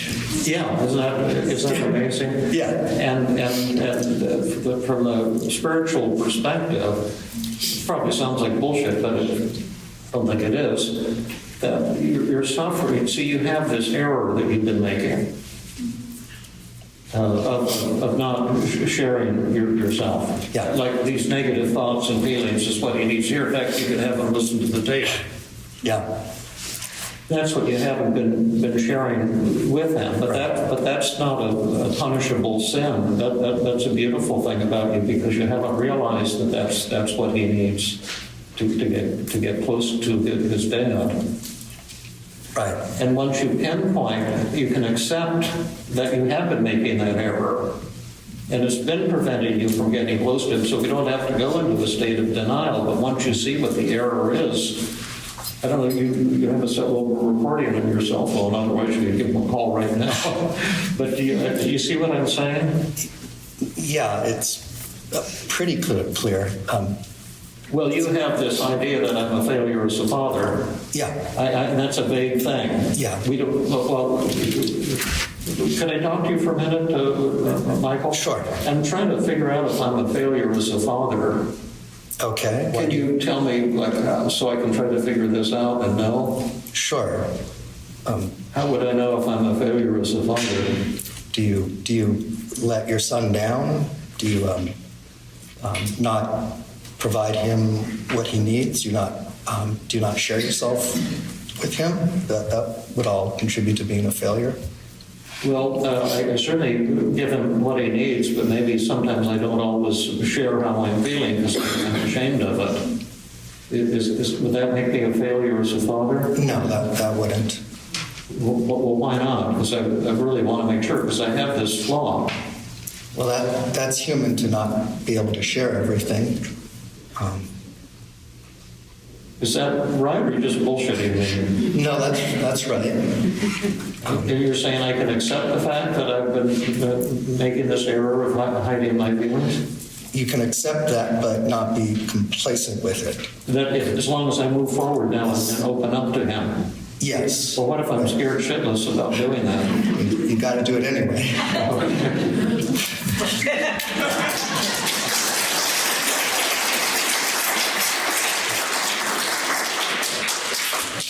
Now, are you ready to knock these out of the park? Yeah, I think so. Okay, could I talk to you from now? We're going to just use externalization of voices and hit you with everything. But that caused the change, and the first change, the brain circuits have now been rewired. Now we want to practice it. And so we'll take...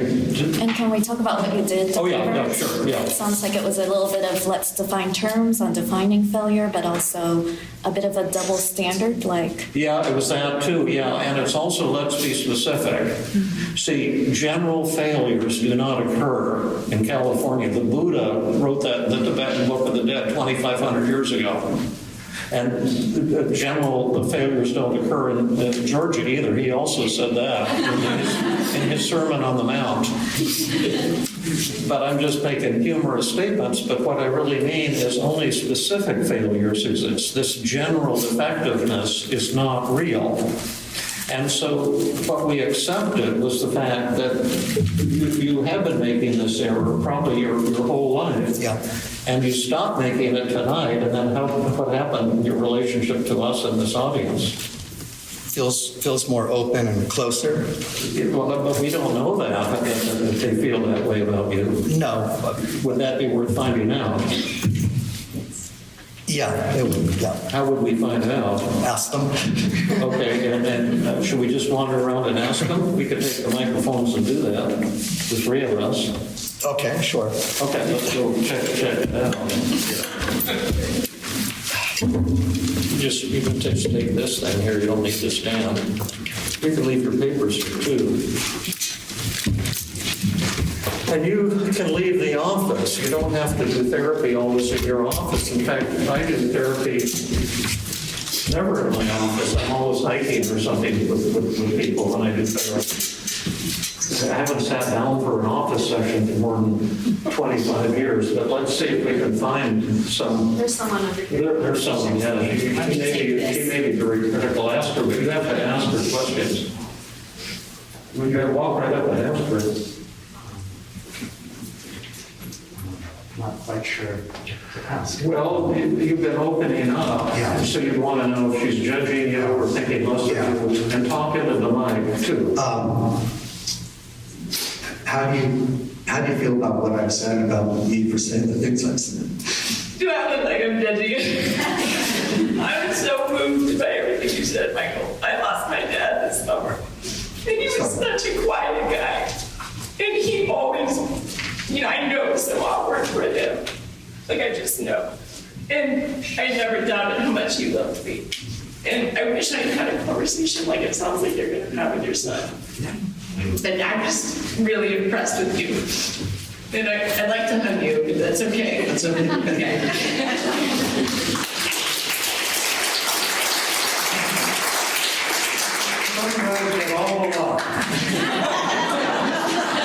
How was that?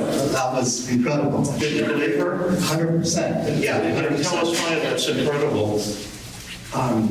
It was just so genuine, and just to hear that side of it and how you were truly moved.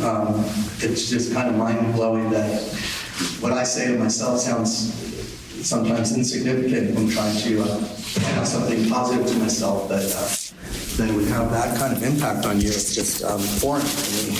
Now, here's another thing to think about. You see, we're trying to transform your emotional mud into gold, emotional alchemy. And you've had all of this stuff that you're hiding in shame. Isn't that true? That's very true, yeah. And now you revealed it Yeah. instead of hiding it. And then what happened to her relationship with you? It got close. Yeah. And can you see that what you've been hiding is actually pure gold? I'm starting to, yeah. Well, what would that mean? Freedom, liberation. Yeah. And what would it mean in your relationship with your son if... It'd be phenomenal if I could just open up and tell him how I really feel and how I really think, and tell him when I have... Tell him everything I need to tell him about. Well, I have some information. We have your son right here.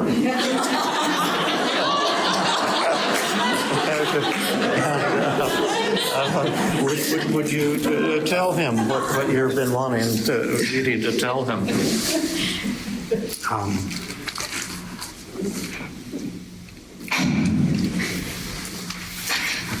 Daniel, you mean the world to me. I'm proud of you, and with every cell of my body, I'm proud of you, and I love you with all of my heart. And you're precious to me. Now, there's a couple other things you need to mention to Daniel. That's a fantastic start. He needs to hear about this stuff.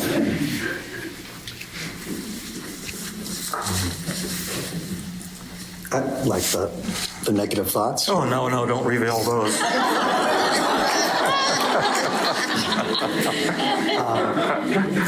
I've felt like something is wrong with me because it's hard for me to talk with you, but that's all me, it's not you. I feel like I've been failing you as a father. I feel I'm inadequate as a father, and you deserve so much more. You deserve so much more than me.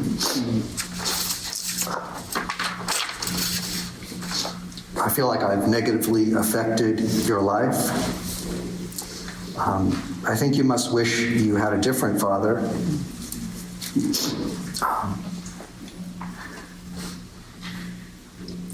And I feel like because I have so many deficits, maybe I never should have become a father. And any struggles you have, I think, are my fault. And now tell him once again what you think about him. And I think you're absolutely wonderful. I love you with all my heart. And I just think you're an amazing human being.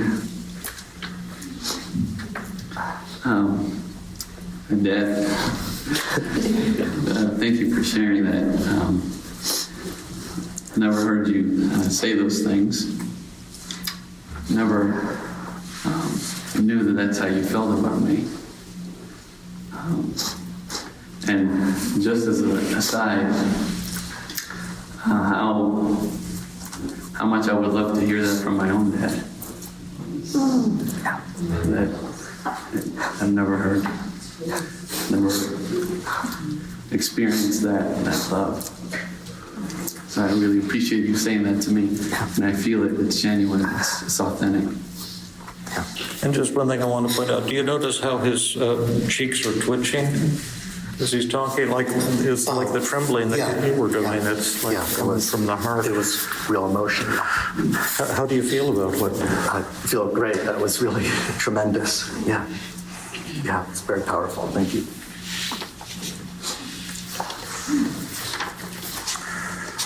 And there's something extremely important for us all to do at this moment, and Thai-An will now reveal what that is.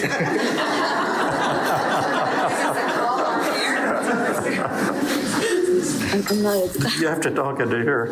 I have no idea what he's wanting. Do you want to just ask them generally? You got a couple specifics, and just maybe ask people in general what they're thinking about you. And I've shared a lot that I've actually never shared with any human being ever before.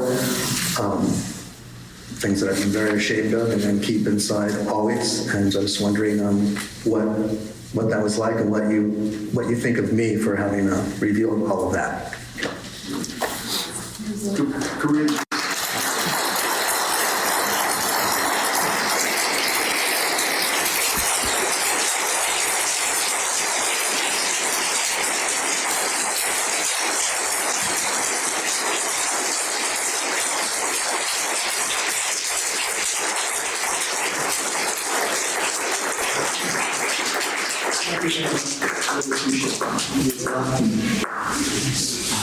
You really know how I heard about it, because I didn't get to stand either. Let's go back up here and wow, it was just incredible what you just did. I'm just so proud of you, and really so happy for you. Let me get your cell phone there. You still have one more additional step after the workshop, but why don't, or after maybe today after the evening, but why don't we go back right now and just take a look here, at your daily mood log. How depressed are you feeling right at this moment? Zero. Put a zero here. And how anxious are you feeling? Maybe 5. 5. And how ashamed are you feeling? 0. 0, right. Buddha would be proud of you. How worthless are you feeling? Maybe 5. 5. How lonely are you feeling? Not very. 5. 5. And how self-conscious are you feeling? I'd say 5. 5. And how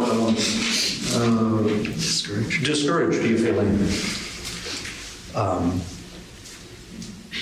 5. I don't mean to be redundant, but And how stuck are you feeling? I'm going to say the same thing. 5. Yeah. 5. And so just a couple quick questions, and then we can open it up for your Q&A, and then we'll get out of here right on time. But you're saying here a pretty profound and really an amazing change in a very short period of time. And then we'll do some relapse prevention training later on in the workshop. But the first question is, were these changes real? Or is Michael just trying to be nice to the old part and the young up-and-comer? And the second question is, if they were real, what caused this rapid and really profound change? What were the healing dimensions here? Because we did quite a few different things. But first, are these changes real? 100% real. Yeah. Yeah. And what does that feel like to you? Feels just like this opening up. It's like something expansive and freeing. It's kind of weird. I wish we had this on video. I could do an infomercial. If you call before the break, the 800 number, you'll get a free set of Jinsu knives. But humor is good. And then what then were the healing dimensions? How did this fantastic change occur? The positive reframing was big. The positives and the negative feelings. And then how we kept going with the externalization of voices was that was really powerful, and kept kind of getting farther and farther with that. And at first I thought that thought, what was it, he deserves? Yeah, he deserves much better than me. At first I thought that had to go to 0 for me to be okay. And now I see like, no, I mean, there is some of that. I want some of that. I need it. It's a good thing. Awesome. Yeah. Isn't that neat? Yeah, it is. Absolutely. I think the positive reframing is a huge breakthrough in team. Although at every level, the testing that we do is radically new and different. The empathy training is radically different from the way most people try to do empathy. But the positive reframing is really a jaw dropper, and then once you do it, then you go on to the methods that works much more easily. What was nice is it did take some work going back and forth with both of us until we finally hit the home run. But once you hit the home run, and you'll all have a chance to do this on Wednesday, then really the therapy is over now. I have nothing more to offer you, but you have some follow-through work, and then a real therapy might come back and see how it went with the son, and we have to do 30 minutes of relapse prevention training, but that's the fractal, you see, and the fractal got rewired. Now you have to keep working on the rewiring and practicing and opening up to people. What are your thoughts, Anne? I just wanted to ask Michael, what was it like for you to do that survey method, which is exposure in and of itself, to face your fears and ask, are you really judging me? Yeah, that was really, really intense, but just incredibly powerful. I've thought about those things. I've seen them done in the workshop before, and I could see it was moving, but I had no idea what it's really like to just sort of open up and ask. And the reactions were just phenomenal. I mean, I appreciate that so much. So amazing. Yeah, just fantastic. Yeah.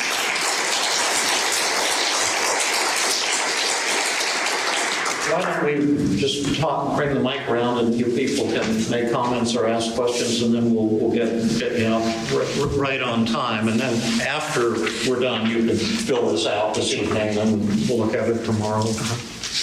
Hey, Michael. I just wanted to say I love that you were shaking, that you were sort of feeling those emotions. That just made me believe you, that how much you care, and was so much better than someone not having any emotion. So I personally love the sort of authentic, personal way that you were communicating your feelings, even though you felt nervous and self-conscious about how it looked. It was very human to me, and I really liked it. That's one of the awesome things is that when we share vulnerability, we think we're screwing up, and then you find out people have such low standards, they seem to like us. Side, isn't that incredible? Thank you. That really means a lot to me. You just said. Thank you. Hi, Michael. I had the privilege of working with you earlier today in a small group, and I also had the privilege of sitting next to you, and I was sitting next to you, you were quiet and diligent, back and forth with David, and I was thinking, I was feeling so insecure, and I was thinking, oh my gosh, this guy knows so much. It's just in with David, and he's just got this all going on. And so I didn't even approach you with asking you any questions about yourself, because I was feeling so self-conscious and so insecure. And for me, the moment of transformation occurred with the experimental technique. In other words, the survey technique, where you reached out, you asked, you had the courage to ask people what we were thinking about you, and you learned how people were really thinking about you. And I had the privilege of hearing you acknowledge your vulnerability in our small group. And I was so curious to hear what you were going to say when you were sitting up there with David. And I'm just so incredibly moved. And I'm so hopeful that you'll be able to get things on track with your son, sharing how you really feel. Because as a small moment in your life, someone sitting next to you, I had absolutely no idea how you could be thinking or feeling inside. So thank you for that. Thank you very much. Appreciate that. I was the other guy in the three-way thing today, and so I was sitting here for about 30 minutes with tears in my eyes. And I'm saying, this is really strange. And then I look around and like there's tears in everybody's eyes. And I'm thinking, yeah, this is what it's all about. You just made the entire workshop worthwhile. So thank you for that. I can't believe you're saying that. Thank you so much. My wife had done a seminar about 4 years ago with me in Raleigh and Durham, and I know I'll go back tonight and she'll say, how's the workshop? I said, oh, you're unbelievable. So thank you. Isn't that incredible? It's unbelievable, yeah. And you're not just saying that, right? And again, the thing to hang your hat on intellectually is see what you've been hiding is your goal. Yeah. Isn't that amazing? Yeah. Yeah, I wanted to add that I really appreciated what you did, Michael. And I think also, just I'm going to stress this term, but from a culture, male culture, your story is unique, and yet within male culture, it's familiar, very familiar. And David, I want to thank you for selecting Michael's story, because it is so familiar and intergenerational. For those of us over 5 decades on the planet, and then see a young brother over here expressing, I mean, that's how intergenerational it is. So I'm real proud of you, man. Thank you. Thank you very much.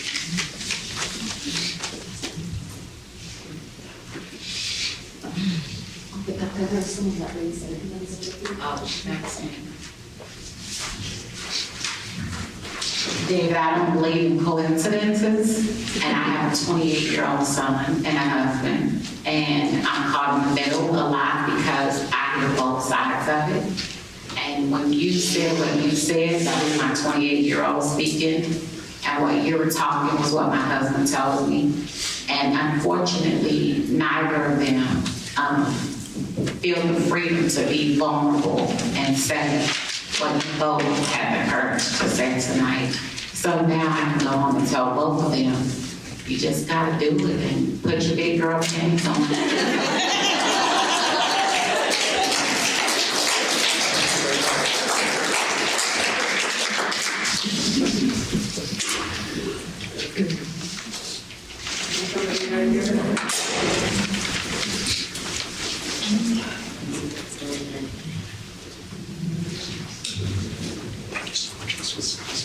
I have a comment and question. Michael, the thing that you've been holding back that you felt was your inadequacy is the one thing that your son needed was you. You held back what he needed the most. You thought was your inadequacy was what he really needed, was the thing that you thought was your inadequacy. And I have a question for the doctor. So we were talking about resistance earlier. So if we're doing this paradoxical exercise or the cognitive reframing, what if you have a client when you raise this question of, okay, so what's something awesome about you in relation to your anxiety or your fear or whatever it is? What if they say nothing? How do you respond to that? How do you, I guess that's considered a form of resistance when they don't want to participate. How do you come back? What's your counter answer to that? Well, all therapeutic failure results from failure to set the agenda. And the downside is people come to this workshop and start throwing pieces at patients and find that it doesn't stick. And you've got to start out with testing before the session and find out exactly how the patient's feeling. And if you don't do that, you're just working blindly. Then you've got to empathize with the patient and don't even try to set the agenda until you're getting an A or an A plus on empathy. Now, I knew we were getting an A or an A plus. I mean, I was doing okay, but Thai-An was doing fantastic. And so we did a good job. And if you try to do anything, methods or agenda setting, without getting an A from the person, then you're barking up the wrong tree, to my way of thinking. And then you've got to find out, does the patient want help? What do they want help with? What would it be worth to them if you agreed to give them that help? And then you've got to set up a daily mood log and see, is it an individual mood problem? Is it a relationship problem? Is it a habit or addiction? And if it's depression or anxiety, then we do one kind of melting away of the resistance. If it's a relationship problem or a habit or addiction, the tools would be very different. We'll go through all of those tomorrow. But your question is really an important one, because you can't just take parts of this workshop and think, oh, that's the magic, I'll throw this magic at the patient or that magic at the patient. It's a package, to my way of thinking, and each part depends on the part before. Now, all that being said, if you got a highly motivated patient who really wants help with something, and then you can prime the pump and say, well, I'm wondering this, or I'm wondering that. Because you started out saying you couldn't think of anything about the sadness or depression, and then we get to, well, maybe that's an expression of your love for your son, and slowly it began to come into clearer and clearer focus. But most of the time, if the patient's not getting it, they're resisting you because you're trying to help them without an agenda. And that's one of the big take-home messages of this workshop, is that motivation and agenda is really the entire key to therapeutic success or failure. And we'll work on that all day tomorrow. One last one, and then we'll get you out of here. And remember to fill out the last page of your handout now is the evaluation for the evening session. And then I'll be staying up tonight reading those and doing calculations and things. So put your feedback form up on this table or on that table, or maybe out on the registration table so I can pick them up. One last question. Hi, Michael. I just wanted to say thank you for sharing that. And as you can see, most of us here can relate to that. And I just wanted to let you know that. We can't hear you. Yeah, sorry. Just wanted to thank you for sharing that. As you can see, most of us here can relate to what you're going through with your son. And I just wanted to let you know that my relationship with my dad is similar to your relationship with Daniel. And you have inspired me tonight to go home and talk to him about it, as I imagine you're going to do with Daniel. So I just wanted to say thank you. Thank you. Great. One other last, maybe silly points, but you've only heard from maybe a small fraction of the people here, but you've probably touched tremendous numbers of people in a really deep way. How do you think that happened, or why do you think that happened? Have you ever had this experience before? No, I never have. Healing the masses? That was one of my hopes. I hope that happened. How did you heal so many people here tonight? Because that's what they're saying to you. Maybe being open and vulnerable and human and being willing to just kind of look at things undefended and say, like, here I am, flaws and all. Yeah, this is what I have to offer. This is me. And you found out that the me is pretty fantastic. Surprise, surprise. Yeah. What a pleasure working with you. Thank you so much. Thank you.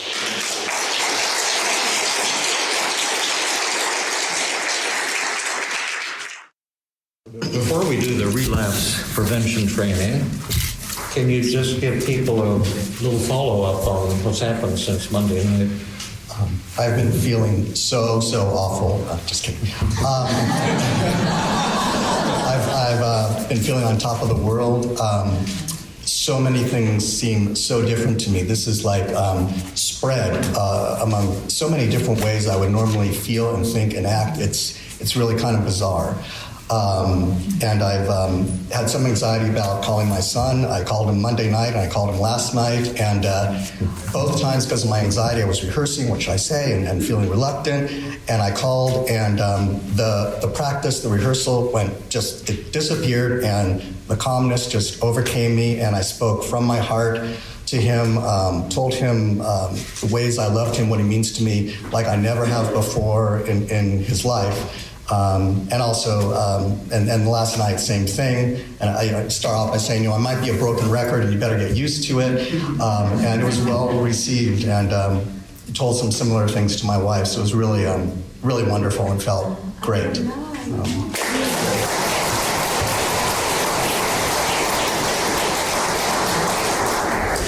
It's just so beautiful to hear, and it's so beautiful to be able to give someone that gift, and Michael's giving it back to us, isn't he? Yeah. Isn't that awesome?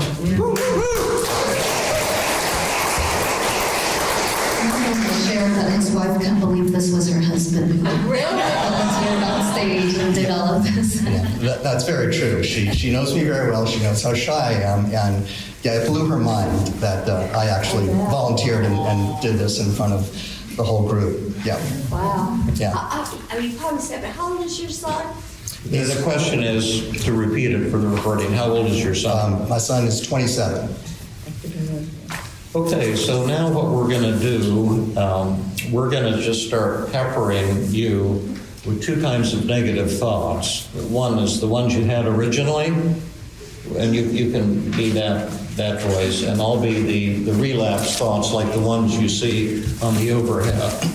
So let's just imagine it's a couple weeks from now, and you're starting to feel a bit anxious again, and not opening up so much to people. And what is your name? Michael. No, Michael. Michael, and what's my name? Michael. That's right. And could I talk to you for a minute, Michael?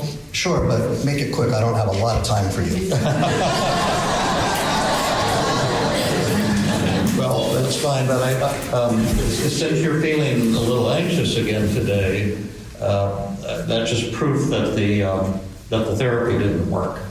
Well, actually, some anxiety is perfectly fine. I'm okay feeling anxious, and I knew I'd have anxiety again. There's no such thing as a permanent cure to anxiety where I'll have zero anxiety. I don't expect that. I don't even want that, because some of my anxiety is actually really important to me, and I want anxiety. I want it. I'm not going to give it up. So, So therapy worked beautifully, and because it worked, I'm going to continue to have anxiety. Yeah. Who won? I did. Big or small? Huge. Yeah. And we don't need to go through the rest of these thoughts because he's going to crush them all. I know Thai-An's going to be able to dislodge him. But you want to make sure the patient is that strong and that it's recorded so when the relapse comes, the patient can hear himself or herself crushing those typical relapse thoughts. Now, the other kind of thoughts he'll have are the same ones he had originally, and Thai-An will now start battering him with those. Michael, something is wrong with you because you can't talk to your son. Well, actually, it's not true that I can't talk to him. I talk to him. I just haven't been able to talk to him the way I really want to, which is from the heart. But that's also not true now, because now twice this week I've talked to him from the heart, and I know I can keep doing that. I'm 100% positive I can keep doing that, and I will, regardless of how anxious I feel. I'm going to do that.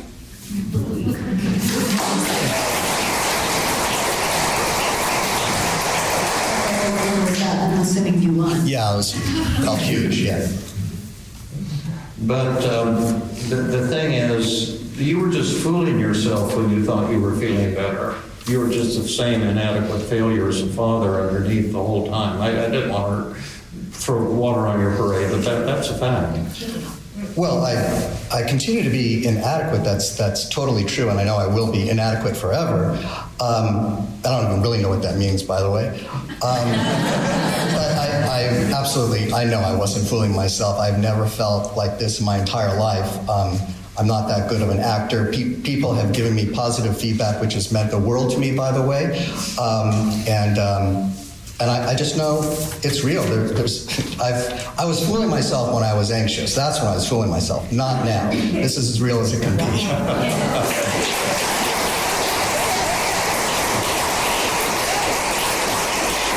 That was huge.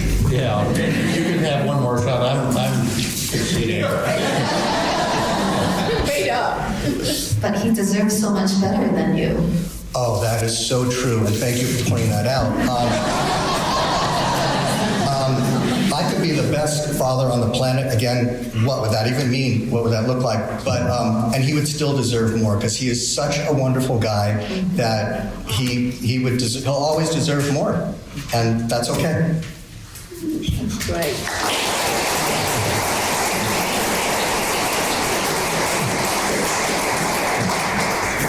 I'm so incredibly proud of you, and what a gift you've given us. Thank you. Absolutely amazing. Absolutely amazing. And again, I have to thank all of you. You two are absolutely incredible and wonderful.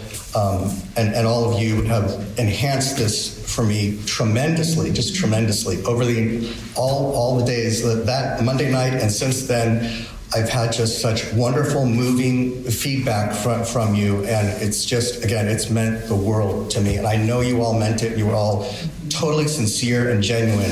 I felt it. And so just thank you all so much.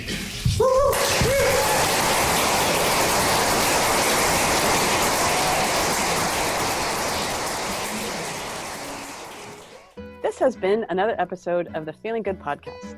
For more information, visit Dr. Burns' website at feelinggood.com, where you will find the show notes for this episode under the podcast page. You will also find archives of previous episodes and many resources for therapists and non-therapists. We welcome your comments and questions. If you want to support the show, please share the podcast with people who might benefit from it. You could also go to iTunes and leave a 5-star rating. The theme music is Gypsy Jazz in Paris, 1935, composed and performed by Brett Van Donsel. I am your host, Rhonda Borowski. We hope you enjoyed this episode. I invite you to join us next time for another episode of the Feeling Good podcast.